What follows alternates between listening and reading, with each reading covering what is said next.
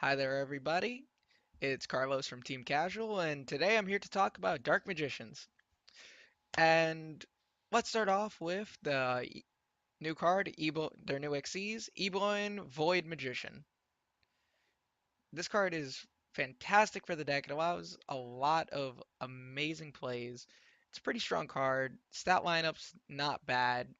Feels a little unusual for the card to be more defensive than anything, but honestly, not big deal. 23 is still a pretty respectable amount of attack, and you really don't mind if it goes to the grave because it's secondary effects, so pretty impressive overall.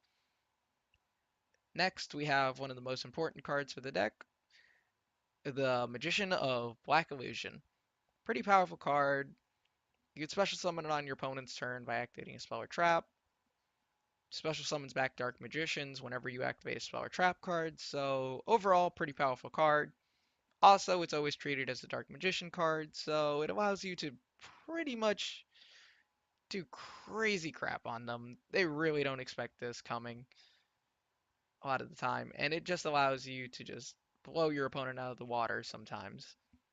Next, we have a less important card, the Magician's Robe. Generally, it's a one of. Some people might play it at two. It allows you to play out of those hands that you normally wouldn't be able to, and they would just be bricks. So I like the card at one. Can save your life, honestly, and put you back into the game when you really shouldn't have been able to. Next, we have basically the heart and soul of the deck, Magician's Rod. This card is amazing overall. It allows you to get literally any spell or trap with Dark Magician in its name, has recursion from the grave, just add itself back to hand. Really can't say much more about it besides the fact that its attack is kind of bonkers for a level 3 monster. Great card overall. Next on the list, we have what is arguably the most powerful card in the deck, Dark Magic Circle. This card wins you games almost by itself, really. Banishing cards that your opponent controls once during either player's turn sounds a little busted, really. There's nothing much more that I can say about that. But on top of that, when you activate this card, you get to look at the top three cards of your deck, add a Dark Magician or something with Dark Magician in its card text, add it to hand, put the other two on top of your deck in any order. Do I need to say more? It's fucking broke. Next card on the list is Illusion Magic. It's a very good card. It's definitely a 2 to 3 of. Tribute a dark Tribute a spellcaster, add two Dark Magicians to your hand. Can only activate once per turn. Really enables you to make your plays because you do need Dark Magician in your hand a lot of the time to hand or grave to just destroy your opponent.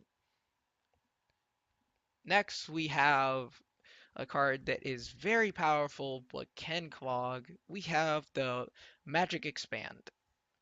This card has three effects, kind of similar in fashion to Wavering Eyes, where this card requires you to have a different amount of Dark Magicians on either your field or your opponent's field or grave, or your opponent's field or grave, or Dark Magician Girls on their field or grave, and it gains effects depending on how many, up to three or more. Three or more obviously gives you the best effect, can be really powerful, but you probably won't see your opponent playing Dark Magicians unless you happen to face a mirror match. So generally, you play one in the main, maybe two, side to others, just in case. I don't know how your locals is, but ours possibly might see some play like that. Next, we have a very powerful card for the deck, the Magician's Navigate. What this card does is when you have a Dark Magician in your hand, you special summon it, then you can special summon a level 7 or lower Dark Spellcaster type monster from your deck or hand. Do I need to say more than that, really? That sounds pretty good to me. And then, just as a little bonus, You can banish this card except the turn that it was sent to your grave to negate the effect of a spell or trap card. You can do so much with this card, even if you don't use it to special summon a Dark Magician. Say if you don't have one in your hand, you can still discard it for Twin Twister or something else, and just have it work wonders on your opponent because they completely forget about this card at times. And even if they don't forget about it, you can just negate something they needed to beat you and ruin their entire play, and they can do nothing about it, and they are super salty. Anyways, another card on the list is Eternal Soul. This doesn't come in Dark Illusions, it comes in a side set, but is a crucial card for the deck. It's definitely a 3 of. Does two things. One, you can special summon a Dark Magician from hand or grave. They're also unaffected by your opponent's card effects. And two, you can search either Dark Magic Attack or 1,000 Knives from your deck and add it to your hand. You can do this once per turn, and since it's a trap, you can do it during either player's turn. Only downside to the card is the fact that if it leaves the field, it destroys all monsters you control. But, I mean, it's so powerful, it's definitely worth the risk. No reason not to play it. Great card. Played it 3. Love the card. Live it. Enjoy. And I think that just about wraps up our little Dark Magician discussion. Our next video will be going into the combos. The next Dark Magician video will be going into all the combos for the deck. And at sometime after that, we should get out a Dark Magician video, just deck profile. So hope you guys are waiting for that.